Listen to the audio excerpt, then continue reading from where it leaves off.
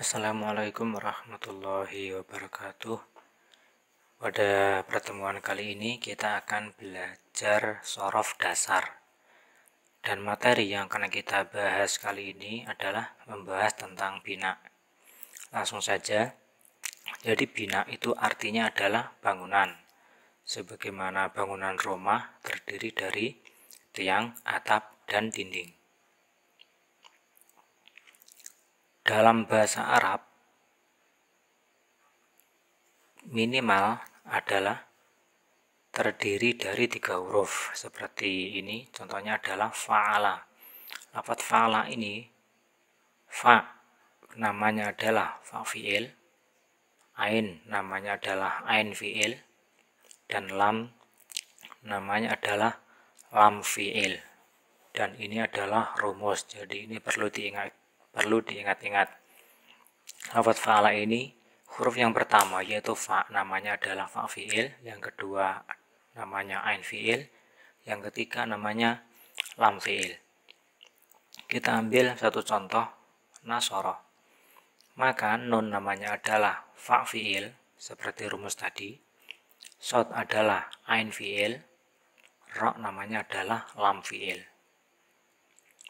Kemudian jika ada 4 huruf seperti ini, maka fa namanya adalah fa fi'il, ain namanya adalah ain fi'il, lam namanya adalah lam fi'il pertama atau ke-1, kemudian yang terakhir adalah lam fi'il kedua.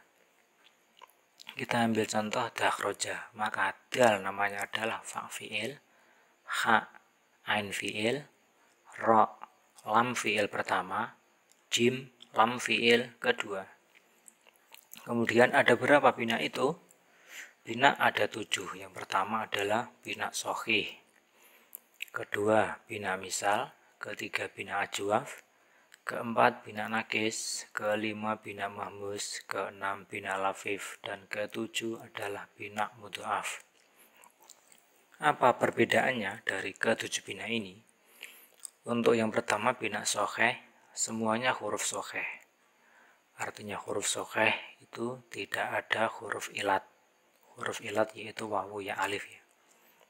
Kemudian bina misal, bina ajwaf, dan bina nakis itu salah satunya huruf ilat ya. Salah satu dari fa fi'il, ain fi'il, dan lam fi'il tadi berupa huruf ilat. Huruf ilat yaitu wawu ya alif. Kemudian yang kelima bina mahmus, salah satunya ada hamzah. Kemudian bina lafif, 2 diantaranya adalah huruf ilat. Jadi huruf ilatnya ada 2 di bina lafif. Kemudian yang ketujuh adalah bina mudhaf. Terdapat huruf tunggal jenis. Tunggal jenis itu hurufnya sama. Selanjutnya, setiap bina dipengaruhi oleh 3 hal, yaitu huruf ilat, yaitu wawu ya alif, yang kedua hamzah, yang ketiga huruf yang tunggal jenis. Selanjutnya, apabila tidak ada ketiga pengaruh di atas, namanya adalah bina sohih. Contohnya seperti doroba. Lafadz doroba tidak ada huruf ilat, semuanya adalah huruf sohih. Tidak ada hamzah, tidak ada huruf yang tunggal jenis. Nah, apabila tidak ada ketiga pengaruh ini, maka namanya adalah bina sohih. Selanjutnya, bina sohih ada 2, yaitu soheh solasi, contohnya seperti tadi doroba. Yang kedua adalah sohih rubai. Rubai itu 4 huruf, yang solasi itu artinya, solasi itu dari kata salah satu artinya 3, berarti solasi terdiri dari 3 huruf. Rubai artinya dari kata arba'atun 4, artinya rubai terdiri dari 4 huruf dakhroja. Kemudian selanjutnya, nah sekarang kita ambil contoh lafadz rodiyah. Apakah ini termasuk bina soheh atau tidak? Kita lihat apakah lafadz rodiyah ini ada huruf ilatnya. Oh ada, yaitu lam fi'il. Di lam fi'il lafadz radhiya ada huruf ilatnya, yaitu ya. Ya ini aslinya adalah wawu ya, radhiya asalnya adalah radhiwa. Oleh karena ada huruf ilat, maka lafadz radhiya bukan termasuk bina shahih. Selanjutnya, apabila salah satunya huruf ilat, maka bisa dibedakan menjadi 3. Pertama, apabila huruf ilat berada di fa' fi'il, namanya adalah bina misal. Apabila berada di ain fi'il, namanya adalah bina ajwaf. Dan apabila berada di lam fi'il, namanya adalah bina nakis. Dari masing-masing ketiga bina ini dibagi menjadi 2. Jadi bina misal dibagi menjadi 2, bina ajwaf juga ada 2, bina nakis juga ada 2. Sekarang bina misal. Bina misal ada 2, yaitu misal wawi, contohnya wa'ada, wawu berada di fa' fi'il. Kemudian misal ya'i, contohnya yasara, ya berada di fa' fi'il. Bina ajwaf sama juga ada 2, ajwaf wawi, contohnya sona, yang mana asalnya adalah soana, huruf wawu berada di ain fi'il. Kemudian ajwaf ya'i, contohnya ba'a, yang mana asalnya adalah baya'a, huruf ya berada di ain fi'il. Bina nakis ada 2 juga, yaitu nakis wawi, contohnya sarwa, yaitu ada huruf wawu, huruf ilat wawu yang berada di lam fi'il. Kemudian ada nakis ya'i, contohnya adalah saro, yang mana asalnya adalah saroya, huruf ilat ya berada di lam fi'il.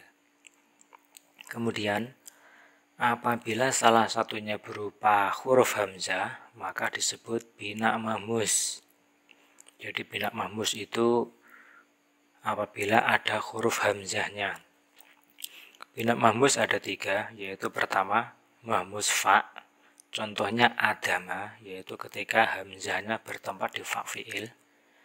Yang kedua mahmus ain, contoh sa'ala, yaitu ketika hamzah bertempat di ain fi'il.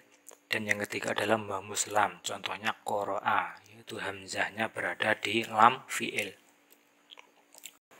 Kemudian selanjutnya adalah apabila 2 diantaranya adalah huruf ilat, maka disebut bina lafif. Bina lafif ada 2, yaitu lafif mafruk dan lafif makrun. Lafif mafruk contohnya adalah waqo, yang mana hasilnya adalah waqoya. Lafadz waqoya. Dan yang kedua adalah bina lafif makrun, contohnya adalah sawah, aslinya adalah sawaya.